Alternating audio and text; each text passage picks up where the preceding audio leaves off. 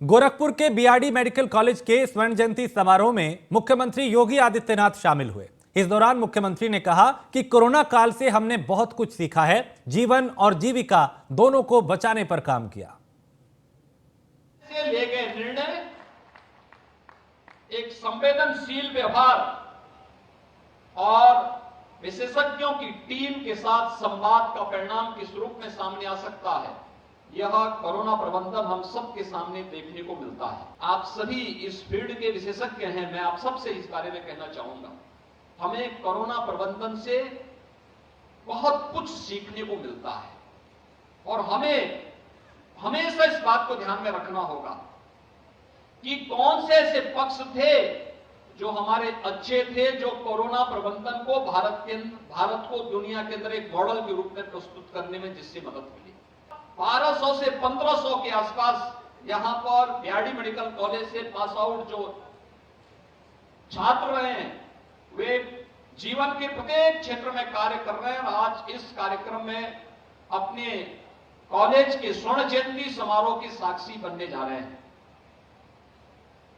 सचमुच आपका आगमन गोरखपुर के दृष्टि से अत्यंत महत्वपूर्ण है। आज यहां पर हम नर्सिंग और फार्मेसी कॉलेज के छात्रावास और कॉलेज भवन के शिलान्यास का कार्यक्रम भी कर रहे हैं। सीआरसी और रीजनल मेडिकल रिसर्च सेंटर भी बीआरडी मेडिकल कॉलेज का यहां पर उसके लिए पर्याप्त धनराशि उपलब्ध कराई जा चुकी है। ये सभी बदलती हुई तस्वीर के रूप में बीआरडी मेडिकल कॉलेज को एक नई पहचान के रूप में प्रस्तुत करते हैं। आज एम्स फंक्शनल हो चुका है, गोरखपुर का एम्स यहां पर चालू हो चुका है और यहां से शुरू होती है अब बीआरडी मेडिकल कॉलेज और एम्स में स्वस्थ प्रतिस्पर्धा, स्वास्थ्य के क्षेत्र में और चिकित्सा शिक्षा के क्षेत्र में स्वस्थ प्रतिस्पर्धा खड़ी हो। कौन विशेषज्ञ स्वास्थ्य सुविधा दे सकता है, क्योंकि जो सुविधाएं बीआरडी मेडिकल कॉलेज, जो सुविधाएं एम्स में है, उससे कम सुविधा बीआरडी मेडिकल कॉलेज में आज के दिन पर नहीं है। उससे अच्छी सुविधा ही होगी, उससे कम नहीं होगी, लेकिन हम उस प्रतिस्पर्धा के लिए अपने आप को तैयार। और गोरखपुर जाने से पहले मुख्यमंत्री योगी आदित्यनाथ ने डेंगू को लेकर बैठक की और नोडल अधिकारियों को रोकथाम के लिए जरूरी निर्देश दिए। व्यवस्थाओं को देखने के लिए दोबारा फील्ड में जाने को कहा और वहीं सर्विलांस की गतिविधियों को बढ़ाने के भी मुख्यमंत्री योगी आदित्यनाथ ने निर्देश दिए।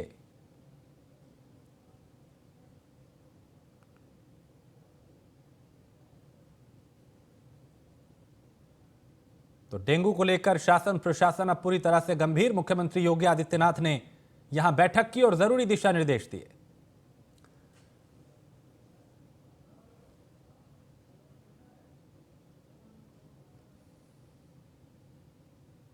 अमरोहा में बीजेपी के प्रदेश अध्यक्ष भूपेंद्र चौधरी ने राहुल गांधी के भारत यात्रा पर तंज कसा। उन्होंने कहा कि यह बदलता हुआ भारत है, राहुल गांधी जनेऊ डालेंगे और अपना गोत्र बताएंगे। वहीं उन्होंने कहा कि चिंता मत कीजिए और असदुद्दीन ओवैसी भी जय श्री राम कहेंगे। उन्होंने इस पर समाजवादी पार्टी के विधायक समरपाल सिंह का उदाहरण भी दिया।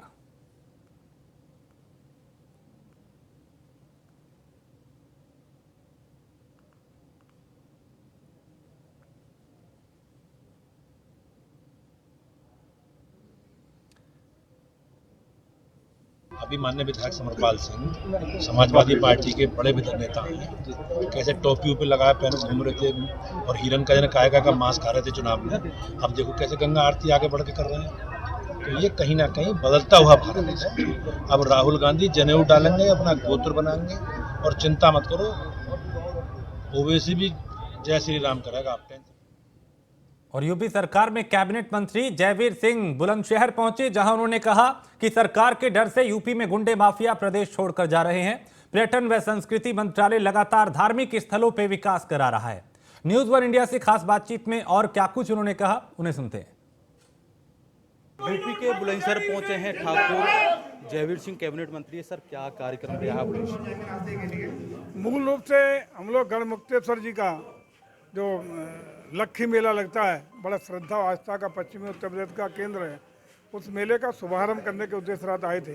आज अलीगढ़ में, चूँकि नगर निगम अलीगढ़ का प्रभारी मेरे ही पास है, वहाँ कई प्रशासनिक और जनप्रतिनिधियों के संगठन के साथ बैठक बुलाई हुई है। निकलते हुए आपके बीच यहाँ उपस्थित हैं पार्टी के जनप्रतिनिधि और संगठन के लोगों के साथ उपस्थित हैं और मैं समझता हूं कि उत्तर प्रदेश के लोक कल्याण की भावना के साथ जो कार्यक्रम चल रहे हैं तो लोगों का अमरता जन आशीर्वाद खींच के लाया हो या कि आप जिस मंत्रालय से आते हैं बुलंदशहर भी एक तीर्थ नगरी से जुड़ा हुआ है। अनूप शहर काफ़ी अच्छा तीर्थ नगरी है और धार्मिक स्थान है। आप जिस मंत्रालय से उसको लेकर क्या कहना है? लगातार विधायकों ने आवाज़ उठाई है उसको कायाकल्प करके, क्योंकि मुझे लगता है कि आप उस स्थल से जुड़े होंगे, आप उसकी बात कर रहे हैं। आप बहुत व्यापक स्वरूप रखिए, बड़ा दिल रखिए।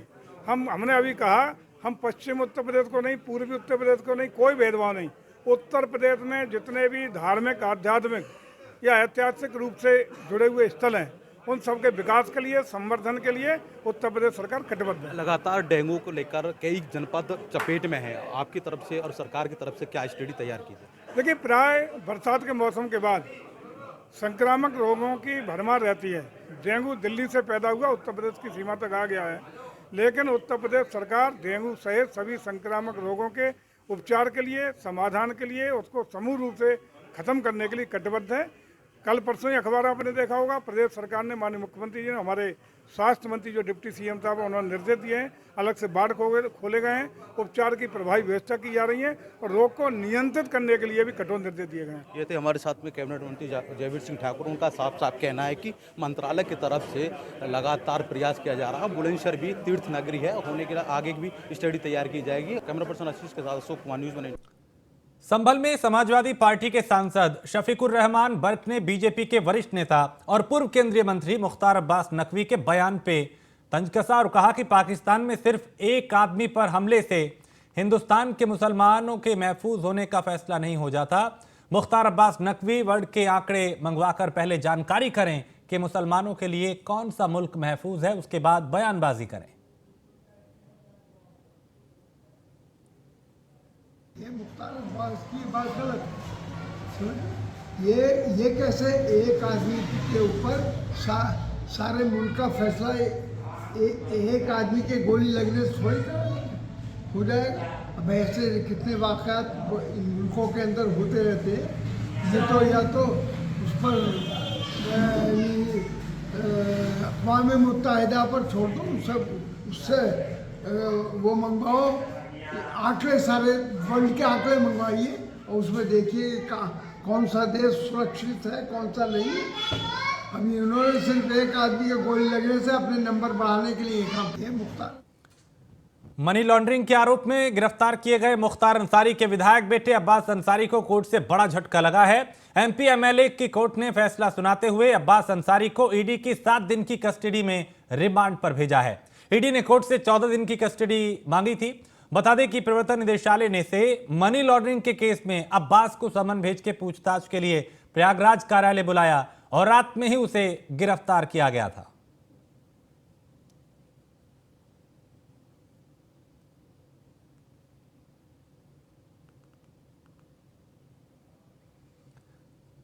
औरैया में परिवहन विभाग का नया कारनामा सामने आया है, जहां 3 दिन से डिपो में बस खड़ी है और उसके टिकट काटे जा रहे हैं।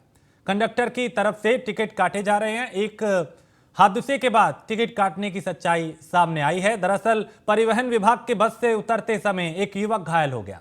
पुलिस ने उसे अस्पताल में भर्ती कराया। युवक से 3 दिन से डिपो में खड़ी यूपी नंबर की जो बस है उसका टिकट मिला और बड़ा सवाल यही कि आखिर बस डिपो में खड़ी है तो उसका टिकट कौन काट रहा है।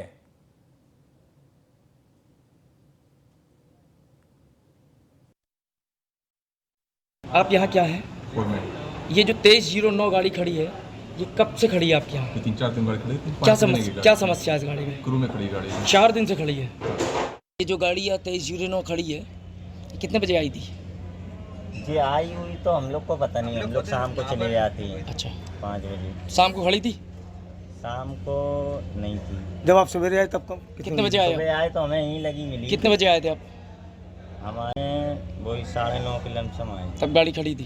ये जो गाड़ी है तो कैसे क्या हादसा हुआ आपके साथ में? रोडवेज वाले ने रोकी नहीं। कहाँ पर? चौराहे पर, हाईवे से।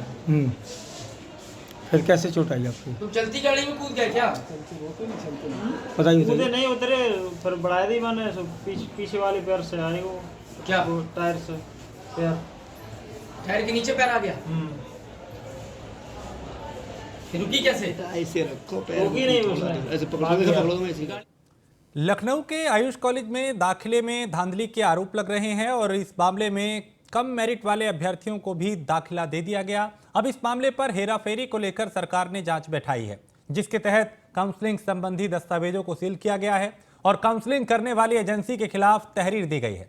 वहीं मामले में एक छात्रा ने राष्ट्रपति से भी शिकायत की थी, जिसके बाद अब दाखिला लेने वाले छात्रों की पत्रावली की भी जांच की जा रही है।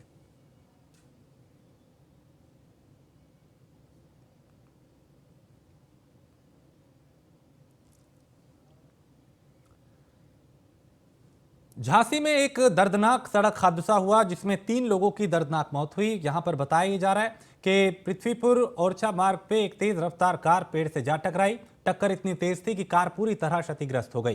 कार में 4 लोग सवार थे, जिनमें से 2 लोगों की मौके पर ही मौत हो गई, जबकि एक व्यक्ति के अस्पताल ले जाते वक्त उसने रास्ते में ही दम तोड़ दिया। इस तस्वीर को देख के अंदाजा लगाया जा सकता है कि यह हादसा कितना भयावह था, जहां कार के पूरी तरह से परखच्चे उड़ चुके हैं और इससे अंदाजा लगाया जा सकता है कि ये कार जिस वक्त पेड़ से टकराई होगी उस वक्त कितनी रफ्तार रही होगी।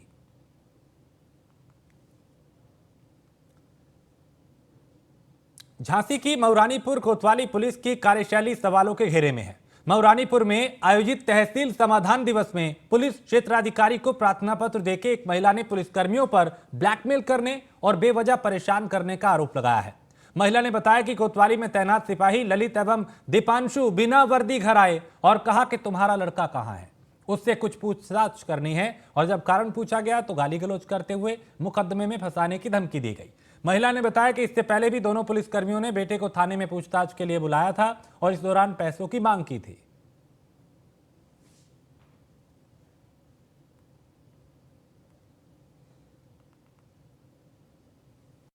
साहब कुछ न पूछो, हमारे बच्चे को बार बार पुलिस परेशान करती है और उसमें चोरी मुकदमा में फंसाने, झूठे मुकदमा फंसाने की धमकी देती है और बार बार उठा ले आती है। फिर छोड़ी कुछ आओ पैसे की मांग करती है और फिर अधिकारियों से शिकायत करते तब हमारे बच्चे को छोड़ते हैं। 2-3 बार हो चुका था और गरीब आदमी परेशान आदमी, बताओ हमारे बच्चे को। ये ललित आए थे, उनके साथ एक कोई और था, हिमांशु क्या नाम है उनका, दीवांशु, वो थे। दोनों ने रात में आए, बोले तुम्हारा लड़का कहाँ, उनके बताया था।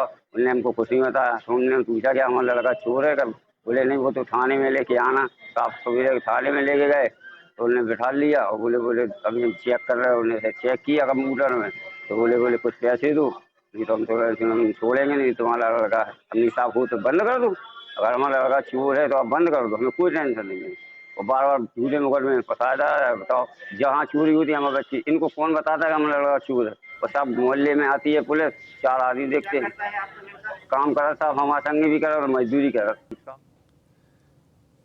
श्री वेंकटेश्वरा विश्वविद्यालय के प्रतिकुलाधिपति डॉक्टर राजीव त्यागी राष्ट्रीय kick boxing federation of India खेल एवं युवा मंत्रालय भारत सरकार से मान्यता प्राप्त राष्ट्रीय खेल संघ के नेशनल एसोसिएट वाइस प्रेसिडेंट मनोनीत हुए हैं और दिल्ली के तालकटोरा स्टेडियम में 3 नवंबर से शुरू हुई open international kick boxing tournament 2022 की ओपनिंग सेरेमनी में अगर यहाँ की बात करें तो इसमें south Korea, north Korea, Jordan और कई देशों की जो करीब 12 से ज़्यादा देशों के खेल मंत्री, खेल संघ के अध्यक्ष, भारतीय खेल मंत्रालय के सचिव और कई दिग्गज यहाँ पे मौजूद रहे। किक बॉक्सिंग फेडरेशन के चेयरमैन, पूर्व अंतर्राष्ट्रीय खिलाड़ी संतोष अग्रवाल और क्रोएशिया के मंत्री रोमियो डेजा, दक्षिण कोरिया के किम हैरिस और अंतर्राष्ट्रीय कवि डॉक्टर दिनेश रघुवंशी और उनके अलावा भी कई दिग्गज यहाँ पे मौजूद रहे और उन्हें सम्मानित करते हुए उन्होंने मनोनीत किया। वेंकटेश्वरा समूह के चेयरमैन डॉक्टर सुधीर गिरी ने कहा कि राष्ट्रीय एवं अंतर्राष्ट्रीय खेलों में विशेष रूप से बालिकाओं को राष्ट्रीय और अंतर्राष्ट्रीय स्तर पे बढ़ावा देने के लिए वेंकटेश्वरा विश्वविद्यालय लगातार काम कर रहा है।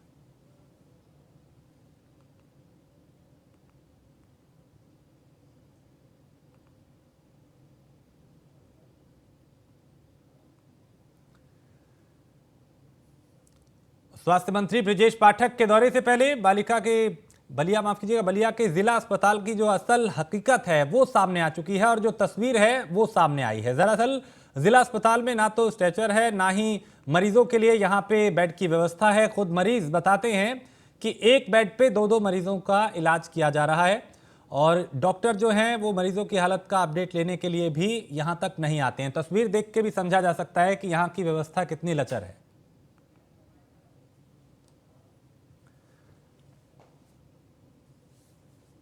और इसी के साथ इस बुलेटिन में फिलहाल इतना ही। आप बने रहिए न्यूज़ 1 इंडिया के साथ।